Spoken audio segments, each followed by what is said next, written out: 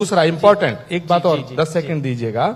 तो इंडिया गठबंधन का तो क्रियाक्रम कर दिया अखिलेश यादव जी ने। अब उसका जो बाकी अंतिम संस्कार था वो हमारे कमलनाथ जी ने, जो बायकॉटेड एंकर थे, उनको इंटरव्यू देके किया, और अशोक गहलोत जी ने राजस्थान में बायकॉटेड एंकर को इंटरव्यू देके किया। तो सवाल है, हमारे वर्तमान मुख्यमंत्री और एक भावी मुख्यमंत्री जब उस बैन को नहीं मान रहे हैं तो इस गरीब आचार्य प्रमोद कृष्णम का क्यों वध कराना चाहते हो?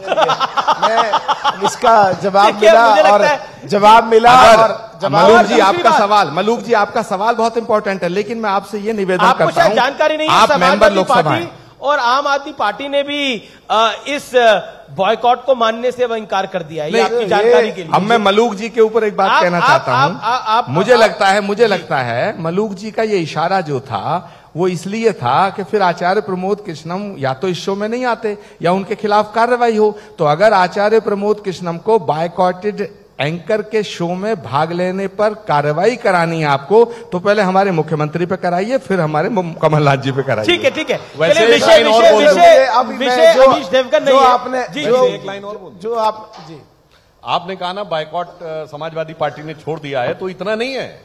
मतलब इस हिसाब से चिरकुट पार्टी ने चालू पार्टी के द्वारा दिया गया बायकॉट छोड़ दिया है। ये मैं नहीं कह रहा हूं सर। मध्य प्रदेश में अखिलेश जी ने कांग्रेस को चालू पार्टी कहा और समाजवादी पार्टी को कांग्रेस ने चिरकुट पार्टी कहा। तो मुझे लगता है जब दोनों एक दूसरे के बारे में ये बोलने लगे तो आप साथ जी देखिए, जो आपका प्रश्न मेरे सवाल का जवाब दीजिए। आपका प्रश्न का जवाब दे रहा हूं, और ये अच्छा हुआ कि कांग्रेस की तरफ से आज सबके सामने एक बात साफ आ गई कि जो गठबंधन महागठबंधन 2024 के लिए बना था, कांग्रेस की तरफ से वो बात आ गई कि वो टूट गया और वो साफ हो गया। चाहे मुख्यमंत्री हो चाहे ये हो, कांग्रेस कार्रवाई करे तो मुख्यमंत्री के खिलाफ करे या इनके खिलाफ करे। मैं अपनी बात कहना चाह रहा हूं, हमारे 6 विधायक बीएसपी के राजस्थान में थे और बगैर शर्त के, बगैर किसी मंत्री पद के आचार्य प्रमोद कृष्ण जी की पार्टी को सपोर्ट कर रहे थे। क्या जरूरत पड़ गई, उनको तोड़ के ले गए, डाका डाल के ले गए। दलित पार्टी, कमजोर पार्टी बीएसपी हमारी, हमें भी नहीं बख्शा अपने सहयोगियों को। 2004 से 2014 तक भारत सरकार में सपोर्ट करा। मध्य प्रदेश में भी डाका डाल के ले गए, 7 तोड़ के ले गए। उत्तराखंड में भी 3 डाका डाल के ले गए, तोड़ के ले गए। ये क्यों पीछे पड़े हुए हैं हमारे? एक तो अमीश जी, एक तो एक भी दलित जो कुमारी बहन मायावती को देवी मानता है और इसीलिए हमारे 6 जीत के आए थे, एक भी दलित अब की बार उस डाका डालने की सजा देगा, कांग्रेस को वोट नहीं देगा। आचार्य जी देखिए, इन्हें लूटा क्यों आपने? देखिए, मलूक जी का दर्द मैं समझ सकता हूं और मैं इस पीड़ा को महसूस कर रहा हूं कि उनके 6 विधायक आए और 6 के 6 को अशोक गहलोत जी ने कांग्रेस ज्वाइन करा दिया। मैं मलूक जी से 2 बातें कहना चाहता हूं। पहली बात, अगर 6 में से 4 या 5 चले जाते तो इसे डकैती कह सकते थे। अब 6 के 6 ही चले गए तो ये तो एक तरह से उनका फैसला रहा होगा ना। कोई किसी पे डाका कैसे डाल सकता? दूसरा, ये घर से सारा सामान ले जाओ तो डकैती नहीं, थोड़ा ले जाते तो डकैती होती। अरे सारा ही लूट के ले गए, थोड़ा बहुत तो छोड़ देते। मुझे लगता है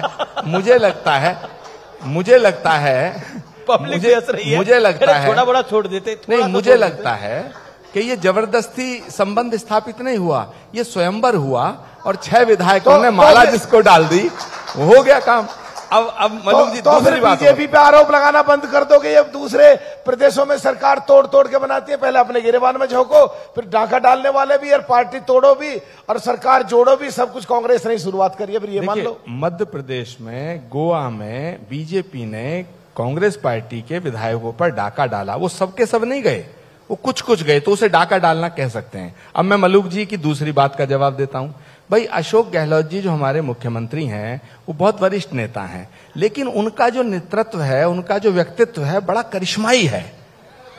वो इतना जादुई नेतृत्व है। आप तो बसपा की बात कर रहे हैं, इनके सारे सीनियर नेताओं का ही करिश्मा ही है, जो नेतृत्व कर रहे हैं दिल्ली से उनका भी करिश्मा ही है। 3 साल से अपना अध्यक्ष नहीं बना पाते, करिश्मा ही है। बात सही है। अच्छा, सुधांशु जी, अमित जी, बस मैं मलूक जी के 10 सेकंड करते रहेंगे, क्योंकि आज मलूक जी जो हैं बीजेपी से ज्यादा मुझसे झगड़ रहे हैं। पता नहीं इन्होंने क्या आज ऐसा कुछ गड़बड़ है मेरे साथ में। मैं तो इनका समर्थन मांगता हूं। मैं दूसरी बात बड़ी जिम्मेदारी से कह रहा हूं, अशोक गहलोत जी ने आपके 6 के 6 विधायकों को ले जाने का जो दर्द आपने बयां किया है, ठीक है, लेकिन अशोक गहलोत जी इतने जादुई हमारे नेतृत्व वाले नेता हैं कि उन्हें पता चल गया कि कांग्रेस हाईकमान जो है मुख्यमंत्री बदलना चाहता है कुछ दिन पहले। तो उन्होंने सोचा कि यार ये तो बदला जा सकता है मुख्यमंत्री, उन्होंने हाईकमान ही बदलवा दिया। तो आपको 6 विधायकों का दर्द है। तो सवाल यह है, अशोक गहलोत जी बड़े ही जादुई और करिश्माई नेतृत्व के धनी है।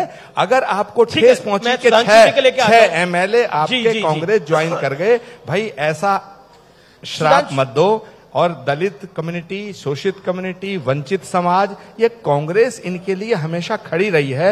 दलित, शोषित, वंचितों से मैं निवेदन करना चाहता हूं कि वो कांग्रेस को वोट दें, कांग्रेस को चुनें। प्रधानमंत्री मोदी ने मूर्खों के सरदार की बात बोली, मैं उस विषय पर आता हूं। क्या आपको लगता है क्या ये बिलो द बेल्ट था? क्योंकि कई लोग इस पर सवाल उठा रहे हैं और राहुल गांधी ने मेक इन इंडिया का मजाक उड़ाया। Your take on this Sudhanshu. ये बिलो द बेल्ट नहीं था, ये ओवर द हेड था। मतलब कोई तीर छोड़ा गया, मोदी जी ने तो किसी का नाम नहीं लिया था, उसे पकड़ के तीर को अपने ऊपर ले लेना, ये कौन सी खासियत थी भाई? उन्होंने कहा मूर्खों का सरदार। अरे भाई, क्या दुनिया भर को बताने की जरूरत कि किसके लिए कहा गया है? और जहां तक हमारे मन का भाव है तो मैं याद दिलाना चाहता हूं, उनके नेता प्रतिपक्ष अधीर रंजन चौधरी जी ने लोकसभा के पटल पे खड़े होकर कहा राहुल गांधी जी पप्पू नहीं है। तो हमारे गृह मंत्री अमित शाह जी ने खड़े होकर कहा कि मैं माननीय नेता प्रतिपक्ष से कहना चाहूंगा कि किसी माननीय सांसद को पप्पू ना कहें, हम ऐसी किसी बात का समर्थन नहीं करते हैं। तो हमारा स्टैंड तो क्लियर है, ठीक है। और बाकी उन्होंने खुद कह रहे उड़ता मगर एक बात बता दूं, पार्टी सुनिए, अगर वो सरदार अपना किरदार थोड़ा सा बदल लेते तो थोड़े से असरदार दिखने लगते। जी जी जी, जवाब। देखिए सुधांशु जी भारत की माननीय संसद के सदस्य हैं। वो ये कहना चाह रहे हैं कि माननीय प्रधानमंत्री जी ने जो मूर्खों का सरदार कहा वो किसी और को कहा। भाई ये देश की जनता भी जानती है और किसके लिए कहा गया है। सुनिए मेरी बात पूरी होने दीजिए। ये देश की जनता जानती है सुधांशु जी कि ये इतनी शातिर पार्टी आप ही की है जो कहना कुछ चाहती है और उस पर टिकती भी नहीं है, पहली बात। दूसरी बात मैं कहना चाहता हूं, ठीक है मैं मान गया ये आपका संस्कार, ये आपकी सभ्यता, ये आपकी भाषा हो सकती है, लेकिन ये आज की जो भाजपा है, ये भाजपा पंडित दीनदयाल उपाध्याय की भाजपा और पंडित अटल बिहारी वाजपेयी की भाजपा से भिन्न है। पंडित अटल बिहारी वाजपेयी की भाजपा और दीनदयाल उपाध्याय जी की भाजपा की स्थापना जब हुई थी तो चाल चरित्र चेहरे की बात होती थी, राजनीतिक शुचिता की बात होती थी। विपक्ष के नेताओं को मूर्खों का सरदार आप कहेंगे, और विपक्ष के नेताओं को अगर आप मूर्खों का सरदार कहेंगे तो फिर 12 करोड़ इस देश के लोगों ने कांग्रेस को वोट दिया, उन 12 करोड़ को भी आप मूर्ख मानेंगे क्योंकि मूर्खों का सरदार। और हां मैं कहना चाहता हूं, अगर आप राहुल गांधी को मूर्खों का सरदार कह रहे हो तो फिर आचार्य प्रमोद कृष्णम को भी मूर्ख कहना पड़ेगा क्योंकि हमारा सरदार है, वो हमारा नेता है हमारी पार्टी का। और तीसरा पॉइंट मैं कहना चाहता हूं कि 4-5 राज्यों में हमारी सरकार है, हमारे मिनिस्टर हैं, हमारे एमएलए हैं, हमारे सांसद हैं, हमारे चीफ मिनिस्टर हैं, तो फिर उन चीफ मिनिस्टर्स को भी आप मूर्ख मान रहे हैं क्योंकि उनका सरदार तो राहुल गांधी है। और हमारे इस देश के अंदर लगभग 100 सांसद हैं, राज्यसभा में, लोकसभा में, इसका मतलब सारे सांसदों को आप मूर्ख मान रहे हैं। मैं एक बात कहना चाहता हूं सुधांशु जी, जो गलती कर नहीं सकते उन्हें भगवान कहते हैं, जो गलती करके पछताए उसे इंसान कहते हैं, जो गलती पर करे गलती उसे हैवान कहते हैं, और जो गलती करके अड़ जाए उसे शैतान कहते हैं।